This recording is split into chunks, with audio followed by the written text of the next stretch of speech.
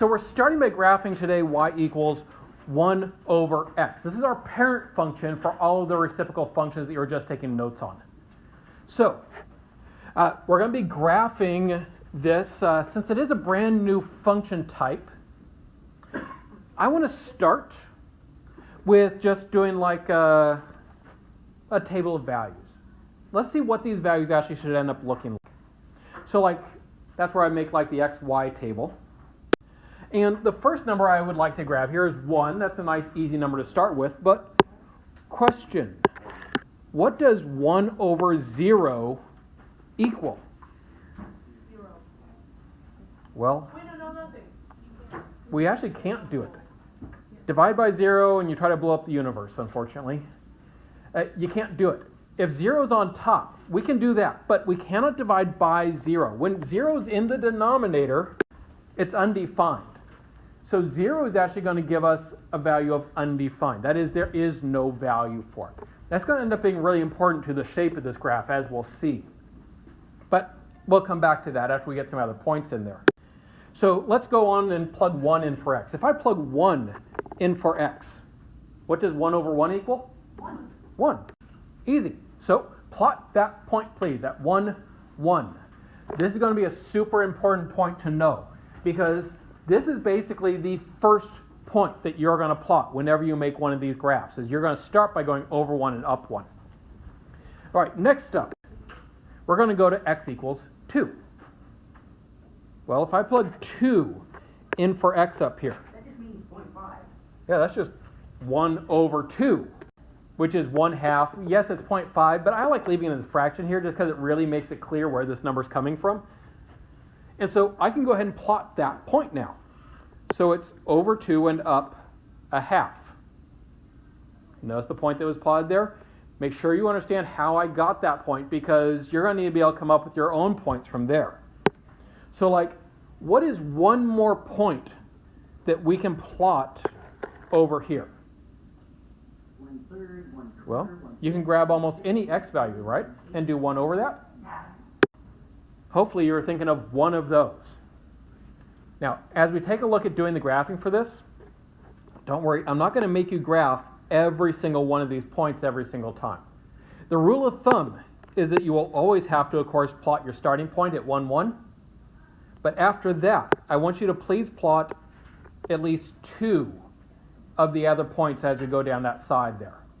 Because 1 sometimes is enough to give you a good looking graph and sometimes not. 2 almost always is enough to make sure that your graph is looking good. So I'm always asking for 2 on that side. But that being said, we have a little gap in our understanding about what's going on in this graph. Because we can see that the graph is going through here, but I don't know what's happening all up in this area. I don't know what's happening between 0 and 1. And so I need to start checking out some of those numbers. So I'm going to start here by plugging 1/2 into x. Now let's make sure that we really understand why this one is, because if you understand why we get this value here, then you're going to be able to find again all the others nice and easy. What is 1 over 1/2? Well, that's 1 divided by 1/2, right? How do I divide by a fraction? Yep, we multiply by the reciprocal. You flip and multiply. And so it's the same as 1 times 2, which of course is 2. And so notice that if I go over 1/2, I end up going up 2. That's how I can get that point. And again, if you know that, then you can get all sorts of other points along the way here. For instance, if we wanted to check out like 1/3. If I went over just 1/3 here, how far up would we go? 1. It would be 3. It's the reciprocal. Hence, this function type is called a reciprocal function, because each of these values is just the reciprocal of what I put into it. So 1/3 becomes 3, or 3 becomes 1/3. They're reciprocals of each other. Remember, reciprocal just means we flip the fraction. Now, again though, remember I say you start at 1, 1. Remember, as we went over here, I said to plot at least 2 of those points. I want at least 2 of the points up here as well. But again, you can choose which 2 they are after that first point. You'll probably tend to go with 1/2, 2, and then 1/3, 3. But you don't have to. There's a whole bunch of other points that you could choose from to plot there. You can choose any 2 that you like out of that. All right, now, so far, what we've done is we've gotten a really good idea about what's happening then up here in the top right-hand quadrant. But we don't know anything about what's happening out here. Well, actually, we kind of do. We do know one thing. We know there's not going to be any values down here. Because you notice we already checked all the positive x values, and they gave us positive y. So we know there's not anything down there, but what is happening on the left? Well, in order to answer that, I'm going to grab some negative x values. And again, I'm going to plug them into my function and see what they mean. So I'm going to just use these as just kind of a little sample set. There's nothing magical about the numbers I'm choosing here. It's just I'm choosing some negatives so that I can get some idea about what the graph looks like. So like if I do negative 1, 1 over negative 1. There we go. What is 1 over negative 1? Well, 1 divided by negative 1 is negative 1. Because a positive divided by a negative is a negative. Notice, that's the same thing as what I found here. 1, 1. Except they're both negative. Okay, what about negative 2? If I plug negative 2 in for x up here, what's that going to equal? It's just going to be a negative 1/2. Because remember, it's 1 over negative 2. 1 over negative 2 is a negative 1/2. Because again, a positive divided by negative gives us a negative. All right, and so if I plot each of those points, this is what we're looking at, and then we draw the curve through. This should be your graph. Go ahead and start by making sure that you have the points plotted correctly and that you have the curve sketched nicely as well. And again, when you plot the points, I'm always looking to see the point that's over 1 and up 1, and then the point that's over 1 and down 1. That point always must be there. But then after that, in order to make an accurate graph, give me 2 of them over here and 2 of them up here. And then the same thing happens in the negatives. Give me 2 of them going down and 2 of them going over. So when you graph a reciprocal function on your paper here, you should be giving me a total of 10 points. There's 5 of them in the top right, and there's 5 of them in the bottom left. All right, now that we've seen this part, and we've seen kind of how to get some of these points and all that kind of stuff, I want to look at now some characteristics about this graph. Remember at the start, the very first value we found was this undefined value. Notice what that shows up as in our graph here. As I'm approaching 0 from the right side over here, notice my graph is going up very, very steeply. Does the graph there ever actually cross the y-axis? No. I mean, it gets really, really close, but it never actually crosses it. What about heading downward over here? Does it ever cross the y-axis going down? No. Do you remember what we call a line that our graph is approaching but never actually crossing? So that line that it's approaching but never actually crossing, that is our asymptote. We saw that come up earlier when we graphed exponential functions. But that gives us an asymptote. So in this particular graph, we have an asymptote at the y-axis. Now, I generally don't write it as the y-axis. That's a great way to describe it. But I'm actually going to describe that as the line x equals 0. But there's one other detail here.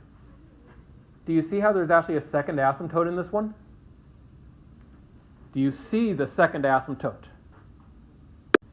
Hopefully you're seeing that both the x and the y-axis here are asymptotes.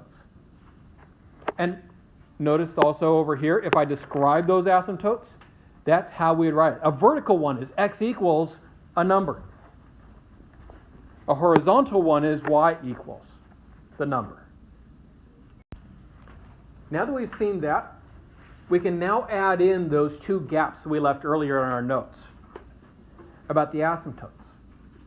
So that horizontal shift tells us where the vertical asymptote is. The vertical shift tells us where the horizontal asymptote is.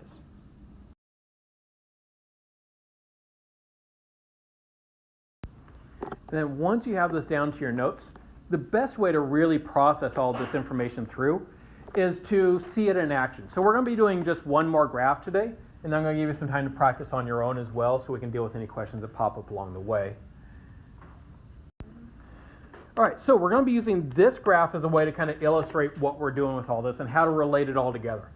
So as I take a look at this, the very first thing I recognize is that our parent function here is 1 over x. So I know that this is going to start out as the same kind of graph that we just made, the y equals 1 over x. But it has been transformed, right? So what are the transformations here? Let's start with the minus 3. Notice the minus 3 is with x. Whenever we have something added or subtracted with x, it moves it in the x direction. The question is, which way does minus move it? Yep, minus is always to the right. That's been true for every function type we have seen this year, and this is no different. That's the great thing about this. With all the work you've done so far this year, really, I should just be able to give you the parent function, then you can do everything else that comes with it. Because it's the same idea. Just take your parent function and move it around. So, it shifted right 3, and then what's the plus 5 going to do to our graph? Yep, that one moves it up. So our graph is going to be moved up 5. Now because of that, what that really tells me is where the asymptotes are. And the very first thing I want to do is plot the asymptotes. Because if you don't plot the asymptotes first, odds are you're going to be thinking about this, that you go right 3 and up 5. And you're going to start by putting your first point right 3 and up 5. But that's wrong. Our first point will not be right 3 up 5, as you'll see. So that's why we start by thinking now about the asymptotes. Our vertical asymptote. Again, is the vertical asymptote the x equals or y equals? Vertical is going this way. All of my x values are the same there. So yes, that's the x equals. And so in this case, it's going to be at x equals 3. Because that asymptote was moved from 0 over to the right 3 units. So I draw that on my graphing grid. I draw a dotted line for the asymptote, as always for asymptotes, at 3. And then I'm going to go to my horizontal asymptote, which now hopefully you know is already, even if you weren't sure before, is going to be y equals. And a horizontal asymptote normally is at 0. If the whole graph is moved up 5, notice that asymptote moves up 5 as well. So I'm going to draw on the dotted line there at y equals 5. Whenever you're drawing one of these reciprocal functions, this is where you start. You must start by drawing in the asymptotes, because if you don't, you will invariably make a mistake. We really need to draw these in, especially because by drawing them in, you actually just made your life super easy. Because from here, we're actually just recreating our parent function. We're drawing the exact same graph. So like with our parent function, that first point that I plotted up here, where was it? What were the coordinates of that very first point that we plotted? 1, 1. Well, you notice the actual coordinates of this point are not 1, 1, but if I count from my asymptote, it is at 1, 1. The beautiful thing about drawing in the asymptotes first is that basically you can now ignore the axes and you can just look at your asymptotes. Now from there, remember you got a couple options. You got a couple options about which points you want to choose over here. Like most of you will probably use 2. If we go over 2, how far up do we go again? Well, what's 1 over 2? 1/2, right? And so if I go over 2, I'm going to be going up 1/2. And so I'm going to have a point right there. And again, it's your choice about which ones you choose over here. A lot of you will like to go over 3. If you go over 3, you would go up 1/3. I like to go out further. So I might go out 5 and up 1/5. But it's your choice. And then we do the same thing up here. Again, remember, the key is you plot the first point at 1, 1, and then just plot a couple on each side of that. And if you draw a couple on each side of that, you're going to have an accurate looking graph. So it doesn't even have to be like.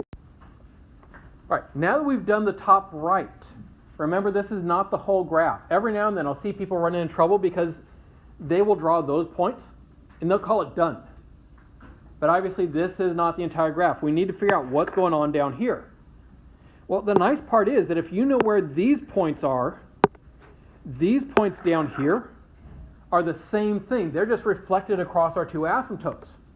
And so, for instance, instead of going right 1, up 1, I can put a point that is left 1, down 1. And I can go ahead and plot that point right there. And when you went like, for instance, to get, let's go to this point. That was over 2 and up 1/2. I can do the same thing over here. I can go over 2 and down 1/2. All of the same stuff you did in the upper right, you can do in the lower left as well. And so, again, choose the points. Just like before, I want you to plot the 1, 1. But after that, give me at least 2 on each side in order to be able to draw it accurately. Because like right now, for today's work, you're probably finding you don't need both points on either side to be able to draw it accurately. But tomorrow when we start stretching it, those extra points will actually be very, very useful. So yes, we do want to build that habit now.